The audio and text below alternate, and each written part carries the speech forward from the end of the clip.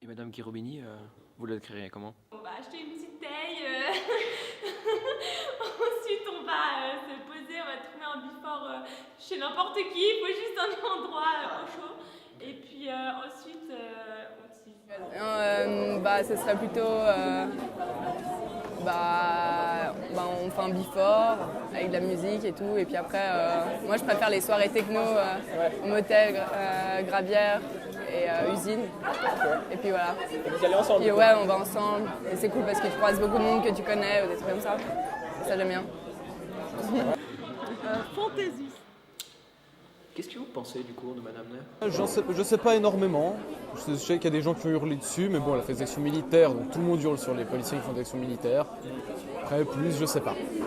C'était pas un honneur pour les femmes d'avoir cette dame de fer au pouvoir. Elle a laissé mourir en prison des grévistes irlandais, 9 grévistes de la faim quand même, dans les années 80. C'est dans une démocratie. Et Monsieur Lemopoulos, vous en pensez quoi? C'est une blague. Non, c'est pas une blague. Non mais je veux dire, le type est une blague.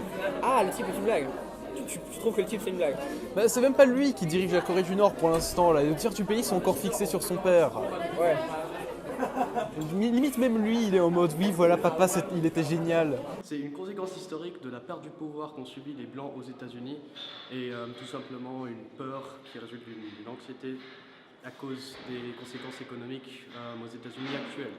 Que ce soit à travers la perte de la guerre en Afghanistan, en Syrie ou le désastre qu'a été l'Irak. À la base, il y avait quand même un système vachement précis avec des changements de président et tout ça. Et puis il a quand même réussi à rester au pouvoir et a réussi à rester au pouvoir pour toute sa vie en gros. De toute façon, c'est vraiment pas bien de tuer des gens. Et le fait aussi, les espèces de goulag qu'il a fait, c'est vraiment dégueulasse. Mais... Monsieur Selitrani, tu kiffes? Toutes ces idées aussi, je trouve elles sont trop...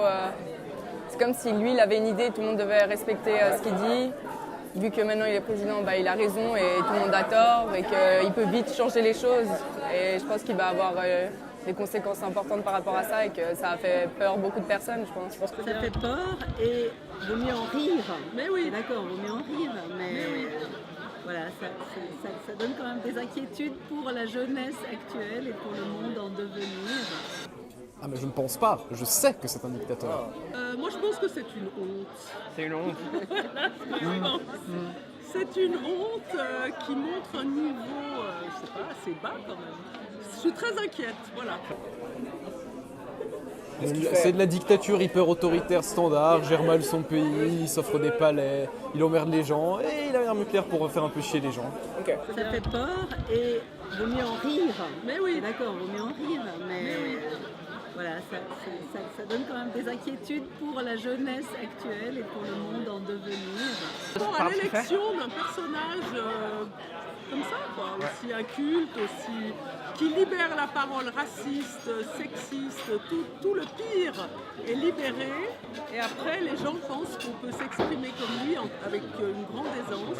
Et ça me fait peur. Trop de pouvoir, non, mais que justement les gens ils s'excitent plus du fait qu'il a été élu. Du coup, les gens ils sont vite en stress, donc il prend un pouvoir par rapport à ça.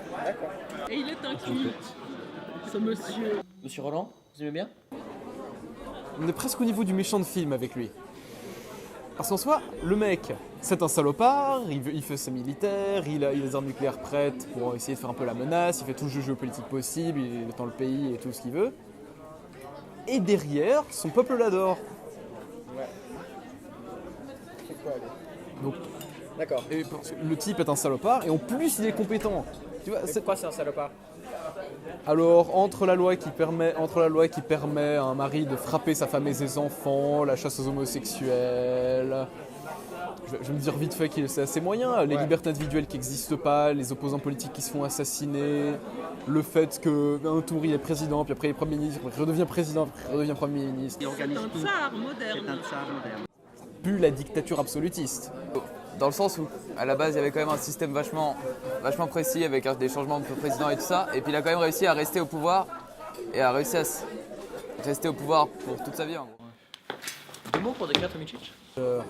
Dame de fer, si j'ai bien compris, niveau militaire, elle faisait pas mal de merde, on va bombarder ici, on fait des machins là-bas. Après, pas grand-chose d'autre. C'est un peu sous l'influence du système alors qu'elle est tout aussi corrompue que les autres politiciens qu'elle critique. Elle demande un peu le respect et elle essaie de jouer le jeu du ouais, on m'a jamais laissé une chance. Elle est une militante féministe, elle essaye d'avoir des droits, de repousser des lois qui limitent le pouvoir des femmes, de faire reconnaître que le viol c'est pas bien, que tabasser sa femme et ses enfants ça passe pas même quand on est père de famille et autres.